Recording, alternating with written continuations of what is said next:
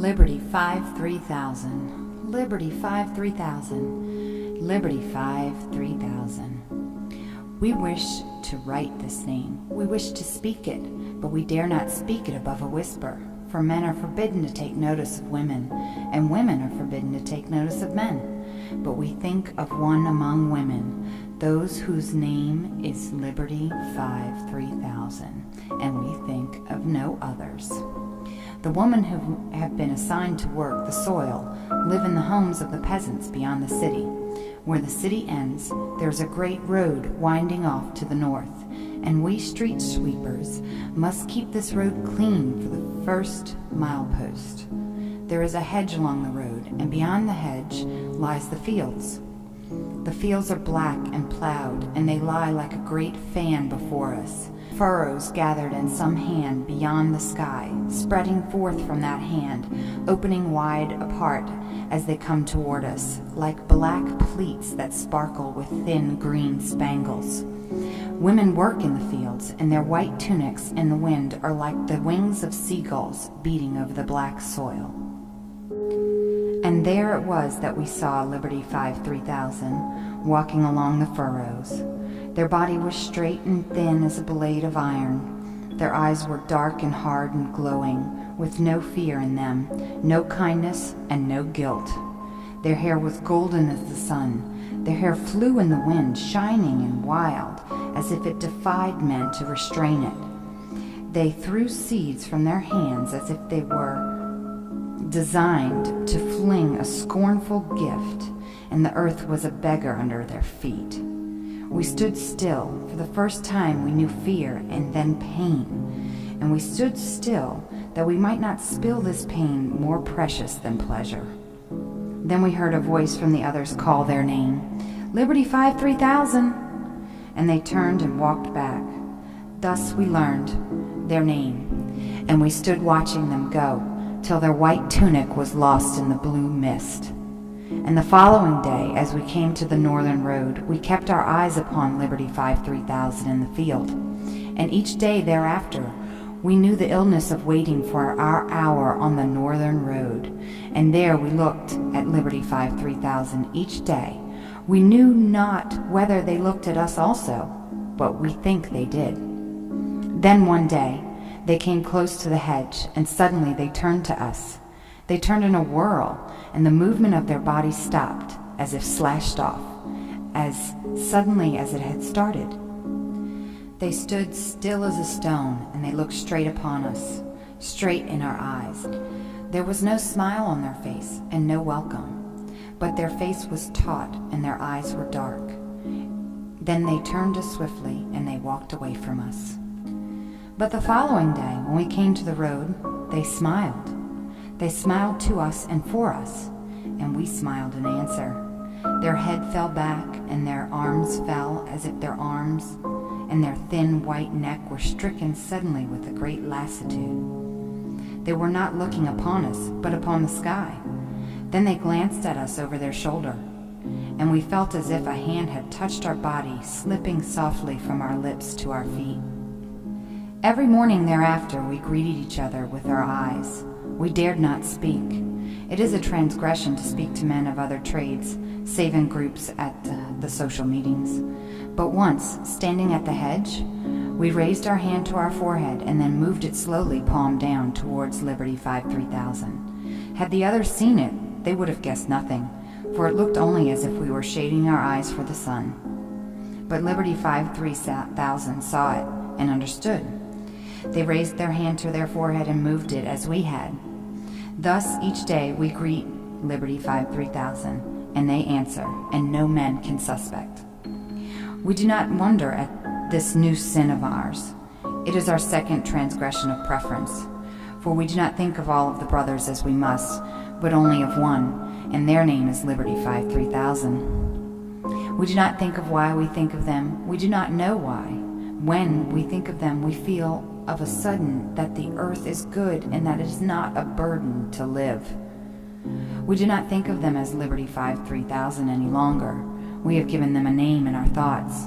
We call them the Golden One. But it is a sin to give men other names which distinguish them from other men. Yet we call them the Golden One, for they are not like the others. The Golden One are not like the others. And we take no heed of the law which says that men may not think of women, save the time of mating.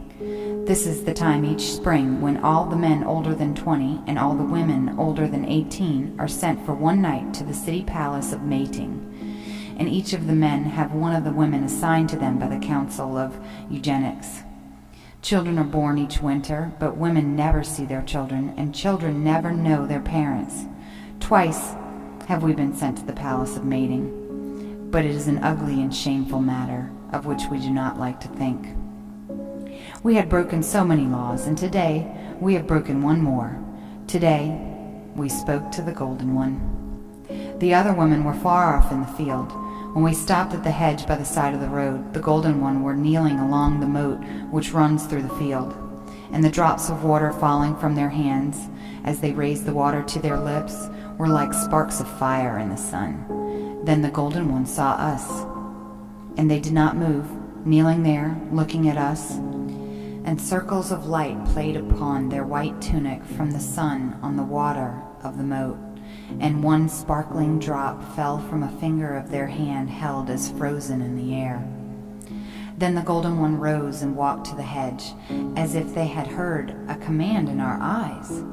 The two other street sweepers of our brigade were 100 paces away down the road, and we thought that International 48818 would not betray us, and Union 53992 would not understand. So we looked straight upon the Golden One, and we saw the shadows of their lashes on their white cheeks and the sparks of sun on their lips. And we said, "You are beautiful, Liberty 53000. Their face did not move, and they did not avert their eyes. Only their eyes grew wider, and there was a triumph in their eyes. And it was not triumph over us, but over things we could not guess. Then they asked, 'What is your name?' 'Equality 72521, we answered. 'You are not one of our brothers, Equality 72521, for we do not wish you to be.' We cannot say what they meant, for there are no words for their meaning, but we knew it without words, and we knew it then. 'No,' we answered, 'nor are you one of our sisters.' 'If you could see among scores of women, will you look upon us?' 'We shall look upon you, Liberty 53000, if we see you among all the women of the earth.' Then they asked, 'Are street sweepers sent to different parts of the city, or do they always work in the same places?' 'They always work in the same places,' we answered, 'and no one will take this road away from us.' 'Your eyes,' they said, 'are not like the eyes of any among men.' And suddenly, without cause for the thought which came to us, we felt cold to our stomach. 'How old are you?' we asked. They understood our thought, for they lowered their eyes for the first time. 17, they whispered, and we sighed as if a burden had been taken from us, for we had been thinking without reason of the palace of mating, and we thought that we would not let the Golden One be sent to the palace. How to prevent it, how to bar the will of the councils, we knew not, but we knew suddenly that we would.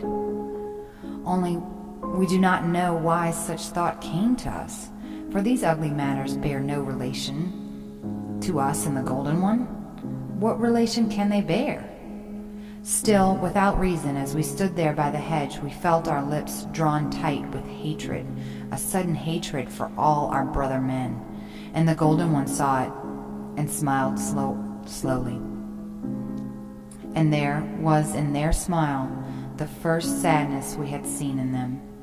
We think that in the wisdom of women the Golden One had understood more than we can understand.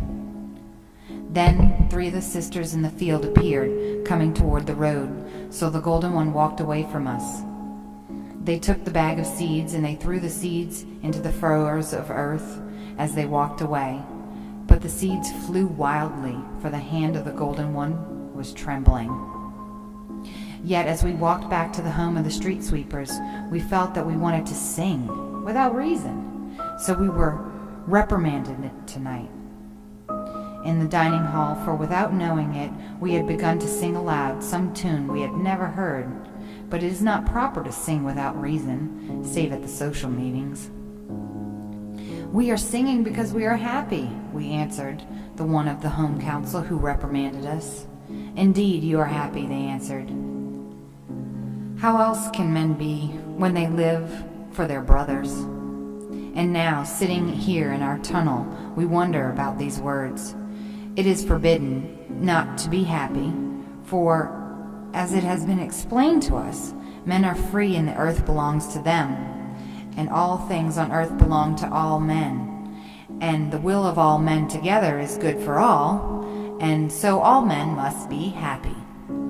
Yet, as we stand at night in the great hall, removing our garments for sleep, we look upon our brothers and we wonder. The heads of our brothers are bowed, the eyes of our brothers are dull, and never do they look one another in the eyes. The shoulders of our brothers are hunched, and the muscles are drawn as if their bodies were shrinking and wished to shrink out of sight. And a word steals into our mind as we look upon our brothers, and that word is fear. There is a fear hanging in the air of the sleeping halls and in the air of the streets. Fear walks through our city, fear without name, without shape. All men feel it and none dare to speak.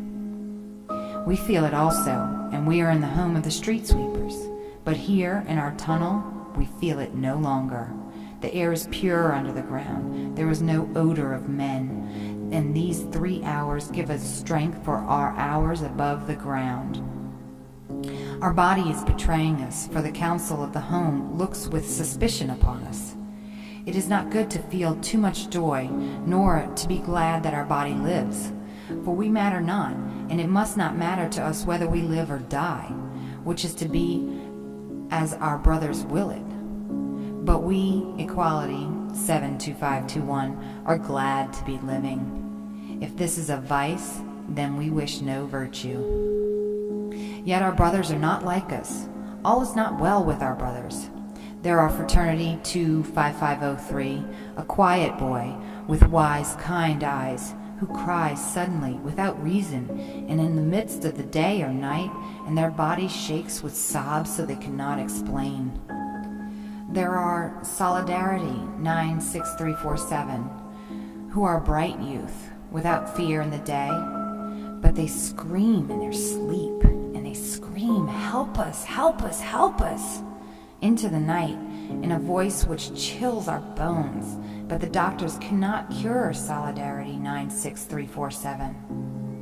And as we all undress at night in the dim light of candles, our brothers are silent, for they dare not speak the thoughts of their minds. For all must agree with all, and they cannot know if their thoughts are the thoughts of all, so they fear to speak. And they are glad when the candles are blown for the night. And we, Equality 72521, look through the window upon the sky, and there is peace in the sky, and cleanliness and dignity. And beyond the city there lies the plain, and beyond the plain, black, upon the black sky, there lies the uncharted forest. We do not wish to look upon the uncharted forest. We do not wish to think of it, but ever do our eyes return to that black patch upon the sky. Men never enter the uncharted forest, for there is no power to explore it and no path to lead among its ancient trees, which stands as guards of fearful secrets. It is whispered that once or twice in 100 years, one among the men of the city escape alone and run into the uncharted forest, without call or reason. These men do not return. They perish from hunger and from the claws of the wild beasts that roam the forest. But our councils say this is only a legend. We have heard that there are many uncharted forests over the lands among the cities. And it is whispered that they have grown over the ruins of many cities of the unmentionable times. The trees have swallowed the ruins, and the bones under the ruins, and all the things which perished. And as we look upon the uncharted forest far in the night, we think of the secrets of the unmentionable times, and we wonder how it came to pass that these secrets were lost to the world. We have heard the legends of the great fighting, in which many men fought on one side and only a few on the other. These few were the evil ones, and they were conquered. Then great fires raged over the land, and in these fires the evil ones were burned.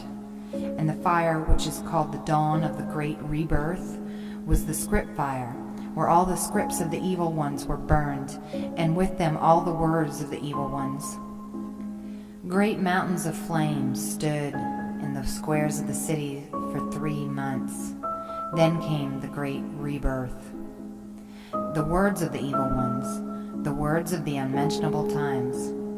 What are the words which we have lost? May the council have mercy upon us. We had no wish to write such a question, and we knew not what we were doing till we had written it. We shall not ask this question, and we shall not think it. We shall not call death upon our head. And yet, there is some word, one single word, which is not in the language of men, but which has been. And this is the unspeakable word, which no men may speak nor hear. But sometimes, and it is rare, sometimes, somewhere, one among men find that word. They find it upon scraps of old manuscripts or cut into the fragments of ancient stones. But when they speak it, they are put to death. There is no crime punished by death in this world, save this one, crime of speaking the unspeakable word. We have seen one of such men burned alive in the square of the city, and it was a sight which has stayed with us through the years, and it haunts us and follows us, and it gives us no rest. We were a child then, 10 years old, and we stood in the great square with all the children and all the men of the city sent to behold the burning. They brought the transgressor out into the square, and they led him into the pyre. They had torn out the tongue of the transgressor, so that they could speak no longer. The transgressor were young and tall. They had hair of gold and eyes of blue as morning. They walked to the pyre, and their step did not falter. And of all the faces in that square, of all the faces which shrieked and screamed and spat curses upon them, theirs was the calmest and happiest face. As the chains were wound over their body at the stake, and a flame set to the pyre, the transgressor looked upon the city. There was a thin thread of blood running from the corner of their mouth, but their lips were smiling. And a monstrous thought came to us then, which has never left us. We had heard of saints. There are the saints of labor, the saints of the councils, the saints of the great rebirth, but we had never seen a saint, nor what the likeness of a saint should be. And we thought then, standing in the square, that the likeness of a saint was the face we saw before us in the flames, the face of the transgressor of the unspeakable word. As the flames rose, a thing happened which no eyes saw but ours, else we would not be living today. Perhaps it had only seemed to us, but it seemed to us that the eyes of the transgressor had chosen us from the crowd and were looking straight upon us. There was no pain in their eyes, and no knowledge of the agony of their body. There was only joy in them, and pride, a pride holier than it is fit for human pride to be. And it seemed as if these eyes were trying to tell us something through the flames, to send into our eyes some word without sound. And it seemed as if these eyes were begging us to gather that word and not let it go from us and from the earth. But the flames rose, and we could not guess the word. What, even if we had to burn for it like the saint of the pyre, what is the unspeakable word?